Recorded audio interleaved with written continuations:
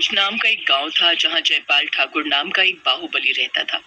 वो गरीबों से बहुत नफरत करता था और जो कोई भी गरीबों की मदद करता वो उसे भी नहीं बख्शता था। जिस कारण से गांव में गरीबों का बहुत बुरा हाल था। उसी गांव में हरिया नाम का एक किसान अपनी पत्नी साधना के साथ रहता था। हरिया के पास कुछ बकरियां थी जिनका दूध बेचकर वो अपना और अपनी पत्नी का गुजर बसर करता था। हरिया उस गांव में सबसे गरीब था, जिस कारण गांव वाले जयपाल के डर से उन दोनों से कोई नाता नहीं रखते थे। साधना, बकरियां बहुत भूखी हैं। गांव में कोई भी इन्हें अपने खेत में चरने नहीं देता। जिस भी खेत में इन्हें लेकर जाता हूँ वो इन्हें मार मार कर भगा देता है। आप लेकर जाइए तो क्या पता कोई इन्हें चरने दे। अच्छा ठीक है। हरिया अपनी बकरियों को लेकर निकल पड़ा। रास्ते में एक हरा भरा खेत था। वो बकरियों को लेकर उस खेत में गया। तभी वहाँ खेत का मालिक जगदीश आ जाता है। हरिया, गरीब कहीं के, तेरी हिम्मत कैसे हुई अपनी बकरियों को मेरे खेत में लाने की? रुक, अभी तुझे बताता हूँ। वो हरिया और उसकी बकरियों को 2-3 डंडे मारता है, जिसके डर से वो वहाँ से भाग जाता है। चारे की खोज में वो गांव से बाहर आ जाता है, जहाँ वो देखता है कि एक बहुत बड़ा हरा भरा मैदान है। अरे वाह, ये तो खूब हरा भरा मैदान है और घास भी कितनी ताजा है। लाख लाख शुक्र है भगवान, अब मेरी बकरियां भूखी नहीं रहेंगी। उसकी बकरियां वहां जाकर चढ़ने लगती हैं और पेट भरने के बाद शाम को हरिया उन्हें लेकर घर लौट आता है और साधना को सारी बात बताता है। चलो अच्छा है जी, कब से बेचारी भूखी थी, कम से कम इनका पेट तो भरा। ऐसे ही दिन बीते। एक रोज दूसरे गांव से 2 साधु आए। उन्हें बहुत तेज भूख लगी थी। उन्होंने सभी गांव में घूमकर खाना मांगा, लेकिन किसी ने भी उन्हें खाना नहीं खिलाया। फिर साधना ने उन दोनों को अपने घर पर भोजन करवाया। जाते वक्त साधु ने उनकी एक बकरी पर हाथ फेरा और मुस्कुराकर वहां से चले गए। अगले दिन सुबह जब साधना गौशाला गई तो उसने देखा कि एक बकरी ने जो मेंगनी कर रखी है वो तो सुनहरे रंग की है और सोने जैसी चमक रही है। अरे, ये तो सोने की मेंगनी है। ए जी जल्दी आइए। क्या हुआ? आज बकरियों की जगह तुम क्यों मिमिया रही हो भाई?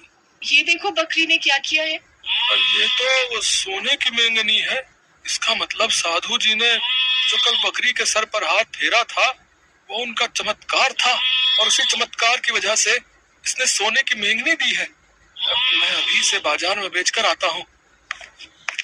वो बाजार में जाकर उन्हें बेच आता है, जिसके बदले उसे खूब पैसे मिलते हैं।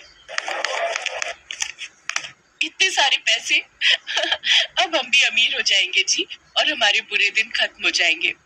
हाँ हाँ साधना। अब हरिया उन बकरियों को उसी मैदान में ले जाता है जहाँ कोई उसे बकरियां चराने से नहीं रोकता था। घास खाने के बाद वो सोने की मेंगनी देती है। ऐसा करके वो बहुत अमीर हो गए।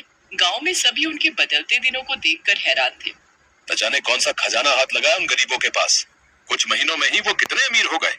मुझे सुनार बता रहा था कि हरिया उसके पास सोने की गोलियां बेचने आता है। पता नहीं कहाँ से लाता है वो इतनी सारी गोलियां। ये बात सारे गांव में फैल जाती है और यही बात ठाकुर जयपाल तक भी पहुंच जाती है। वो सारी सच्चाई पता लगवा लेता है। ए जग्गा, जरा उठा के तो ला उस हरिया की बकरियों को। बहुत अमीर हो लिया वो। जयपाल उसकी सारी बकरियों को उठा लेता है। अब हम क्या करेंगे?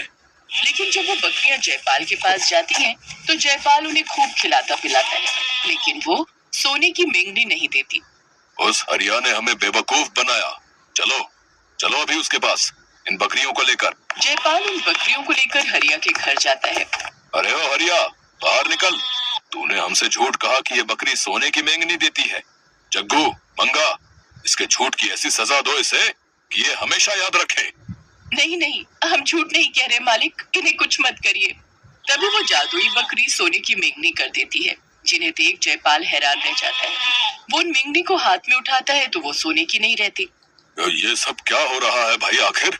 तभी वहाँ वो साधु आते हैं और कहते हैं, ये सब तुम्हारे कर्मों का नतीजा है ठाकुर। तूने गरीबों के साथ जो अत्याचार किया है उसके कारण ही तेरे साथ ये सब हो रहा है। और तू तो क्या, हरिया और साधना के अलावा जो कोई भी इसकी सोने की मेंगनी लेगा उसके साथ यही होगा। केवल हरिया को ही ये बकरी जादुई मेंगनी देगी। जयपाल को सब समझ आ चुका था। अब उसे अपने किए पर बहुत पछतावा था। उसने अब गरीबों पर अत्याचार करना बंद कर दिया और हरिया, जो गांव का सबसे गरीब आदमी था, अब वो उस गांव का सबसे अमीर आदमी